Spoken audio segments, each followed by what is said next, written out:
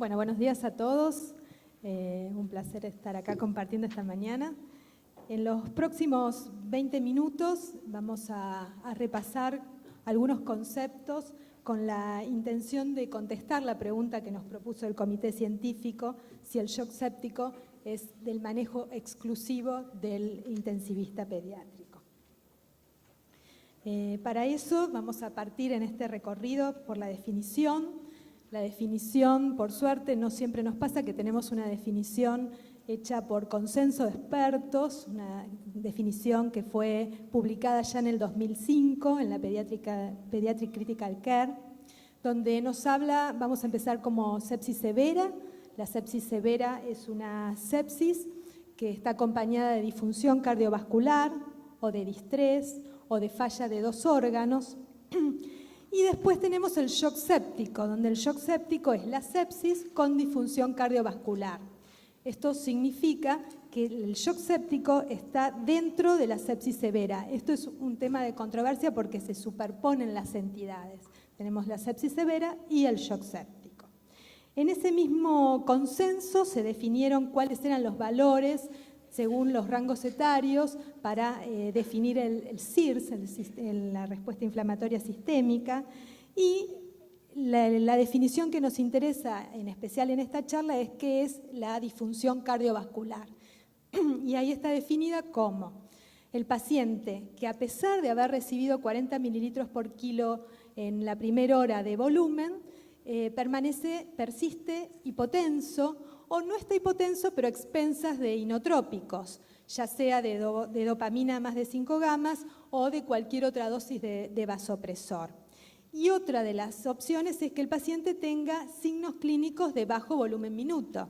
Esto es, ya sea una acidosis inexplicable, o sea, un ácido láctico alto o un bicarbonato, un déficit de base. Puede ser que tenga alteración en el relleno capilar. Puede ser que tenga oliguria o puede ser que tenga una diferencia de temperatura de más de 3 grados. Todos estos son signos de bajo volumen minuto. Entonces, este es el paciente que tiene una disfunción cardiovascular, o sea que tiene una sepsis severa o un shock séptico. Vimos cómo definimos a la entidad y ahora veamos qué tan frecuente es esta entidad. Este es un trabajo que se realizó en 128 terapias intensivas de todos los continentes, son 26 países, donde hicieron un corte. Dijeron, bueno, 2 días, ¿cuántos pacientes están internados en terapia intensiva con sepsis? Y eso les dio una prevalencia de 8.2%. Este es el número en terapia intensiva. ¿Cuál es el número en los servicios de emergencias? Bueno, este trabajo es un trabajo que rescató el registro de consultas de todo un año de las consultas a los servicios de emergencias en Estados Unidos. Traigo estos números porque no tenemos un registro en el país ni de incidencia ni de prevalencia del shock séptico. Entonces, por eso rescaté estos trabajos. Bueno, en la terapia intensiva, en los servicios de emergencia de Estados Unidos consultan 28 millones, hay 28 millones de consultas. De estas, 1/3 son pacientes que tienen algún tipo de infección. Y de todos los 28 millones hay un 0,34% que son pacientes con shock séptico. Este número resulta pequeño, ¿no? Uno dice 0,34, a ver, lo voy a señalar acá. Es este número que resulta pequeño, 0,34%, en realidad son 100.000 niños al año que consultan un servicio de emergencias con shock séptico o sepsis severa. Volviendo a las terapias intensivas, ¿de dónde vienen los niños que tienen sepsis severa o shock séptico en la terapia intensiva? 1/3 viene del departamento de emergencia. Otro 1/3 está internado en el piso, en el hospital en el piso. Y otro 1/3 en este trabajo vienen derivados de otro hospital, donde la gran mayoría son pacientes derivados de los servicios de emergencias. Esto es, casi 2/3 de los pacientes que estaban internados en las terapias intensivas venían derivados de un servicio de emergencia. Ahora, la mirada que tienen en el artículo es el otro medio vaso vacío. Es 1/3 de los pacientes estaban internados en el piso, en las salas de internación del hospital.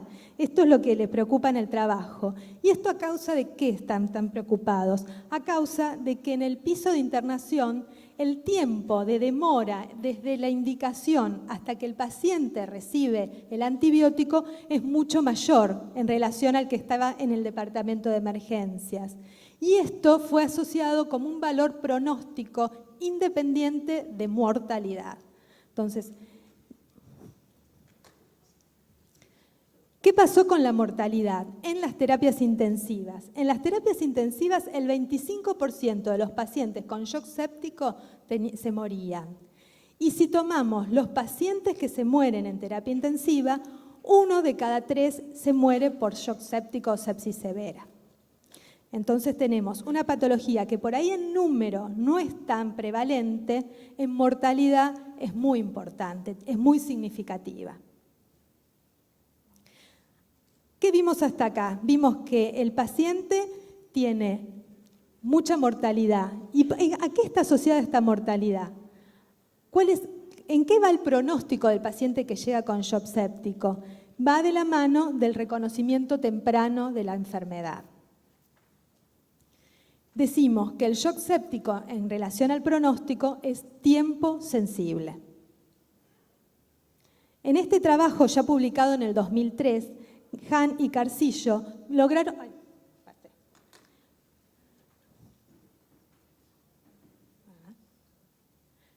demostrar que por cada hora que el shock séptico no es tratado, la mortalidad aumenta un 40%.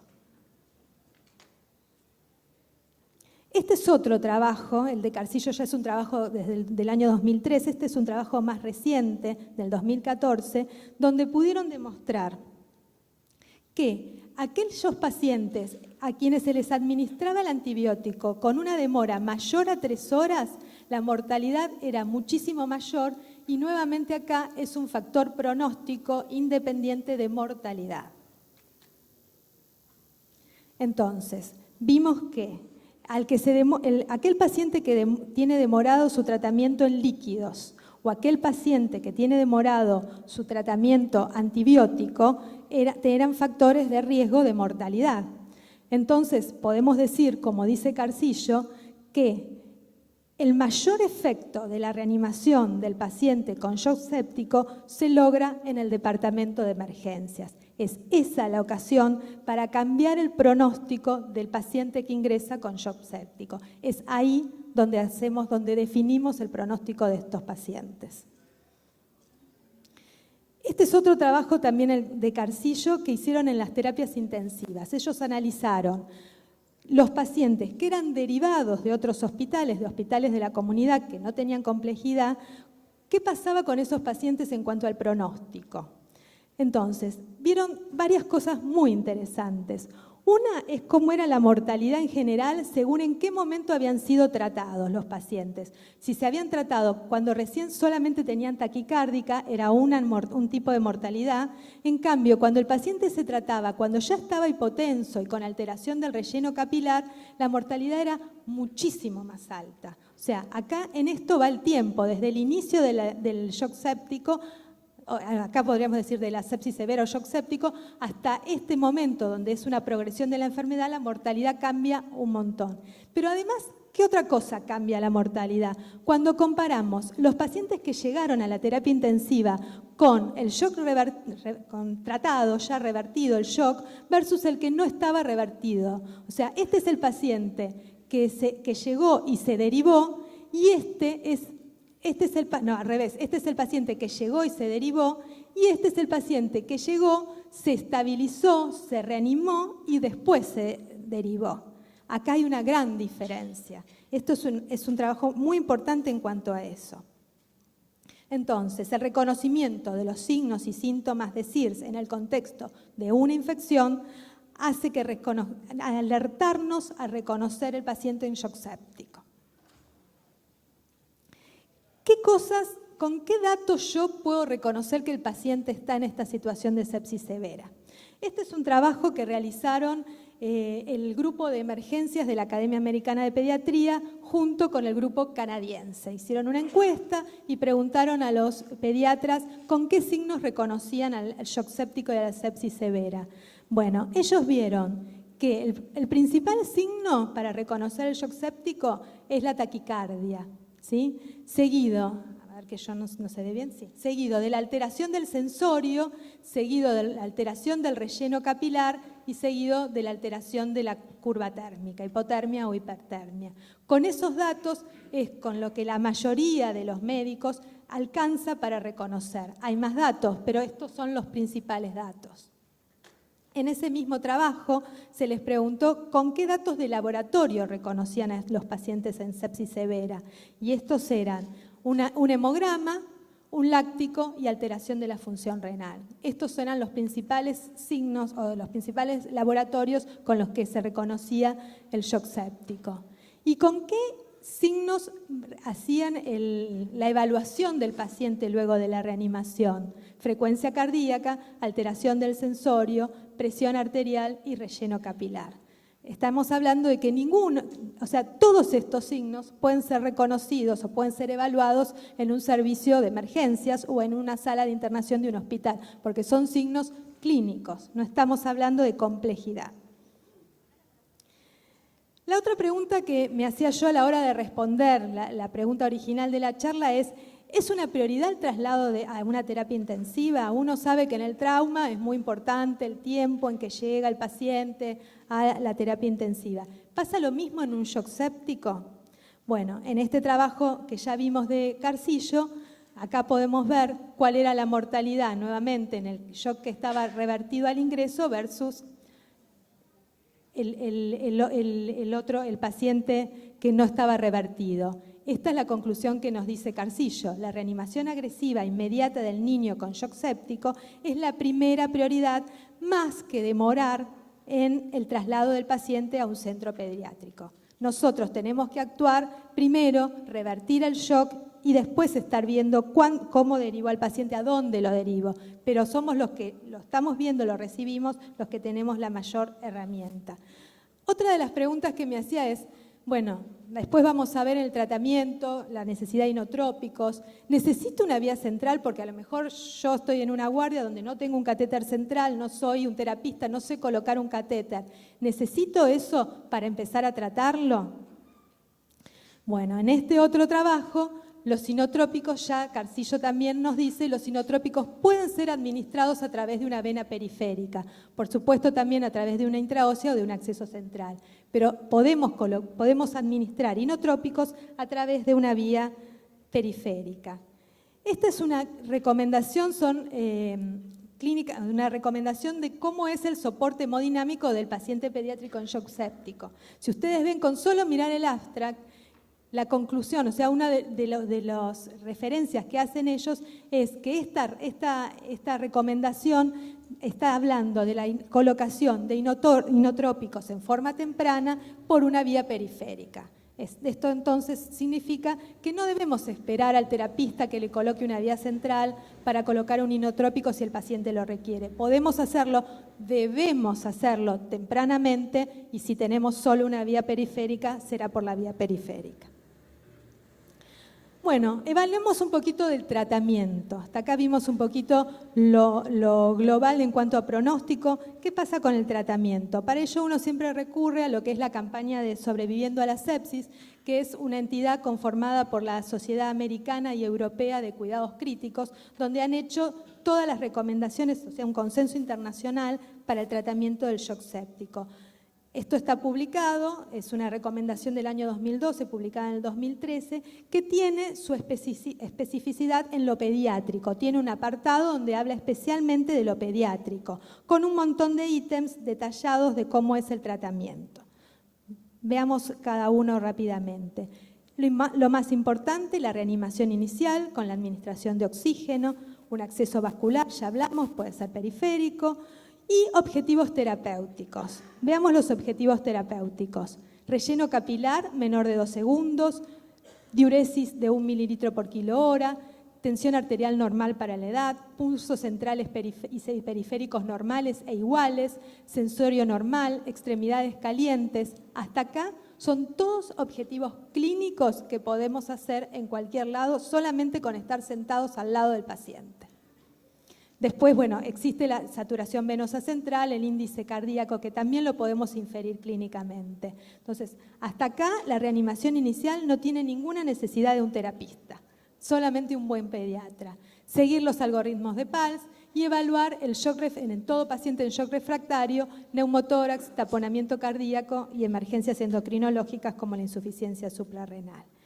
Muy importante, ya lo mencionamos, administración temprana del antibiótico. Las recomendaciones dicen antes de la hora del diagnóstico. Manejo de los líquidos cristaloides a 20 mililitros por kilo en 5 a 10 minutos. Muy importante el tiempo, ¿sí? 5 a 10 minutos, hasta revertir la clínica, hasta lograr las metas que hablamos al principio. Inotrópicos, ahora vemos, anemia hemolítica, en la anemia hemolítica severa sin hipotensión, transfusión de glóbulos rojos, me voy apurando. Comenzar por vía periférica los inotrópicos, ya dijimos, niños con bajo gasto, si se necesita, o inotrópicos o vasodilatadores, y el corticoide que tiene indicaciones precisas. Shock refractario a volumen, shock resistente a catecolaminas y el paciente con sospecha de insuficiencia suprarrenal o con prueba de insuficiencia suprarrenal. En la guía nos habla de valores de hemoglobina. Todo paciente en su etapa inicial de reanimación, el objetivo es una hemoglobina de 10, luego será de 7, mayor a 7. Si lo ventilamos, estrategia de protección pulmonar y utilizar sedantes en el paciente ventilado. Objetivos de glucemia, o sea, también debemos medir la glucemia con un objetivo de 180. Uso de diuréticos en la sobrecarga de volumen. Esto es, yo expando y evalúo, reevalúo y veo si tiene signos de sobrecarga. Esto es Rales, esto es hígado grande, todo clínico. Este es el algoritmo que mucho no se ve, pero está puesto nada más que a los fines de evaluar, de comentarles. Todo este primer manejo, que es lo que les estuve diciendo, que es evaluación, volumen, inotrópicos, reevaluación, todo esto que es esta primera hora, el algoritmo dice servicio de emergencias. La terapia intensiva viene después, pero todo este manejo inicial es en el servicio de emergencia. Recientemente este año, la misma campaña de Sobreviviendo a la Sepsis hizo una reevaluación a partir de muchos trabajos que ponían en duda el tratamiento, como les estoy diciendo, por metas, pero igual la recomendación sigue siendo antibióticos oportunos y reanimación con líquidos. Más allá de los últimos trabajos, sigue siendo tratamiento. Esta recomendación no es la pediátrica, lo que les comenté es la recomendación pediátrica. Esto es una actualización que todavía no es en lo pediátrico, pero esta actualización habla de la medición del nivel del lactato, habla de la obtención de hemocultivos, por supuesto. Siempre acuérdense que hay que hacer los hemocultivos, pero no demoremos el antibiótico en la búsqueda. Si no tengo disponible, porque no tengo estoy en un lugar donde no hay hemocultivos, bueno, se administra el antibiótico, eso es factor pronóstico. Bueno, y cristaloides, 30 mililitros por kilo. Esta recomendación aumenta lo que les comenté de los 20 por kilo a 30 por kilo de volumen. Me voy apurando porque estoy en tiempo. Vuelvo y no me voy a cansar de repetir esto. Evaluación de la respuesta al tratamiento, evaluación clínica. Un dato importante, el índice de shock. El índice de shock ya Carcillo lo recomendaba en el 2009 como un valor para el seguimiento de la respuesta al tratamiento. El índice de shock es algo muy sencillo para realizar, es frecuencia cardíaca sobre tensión arterial sistólica.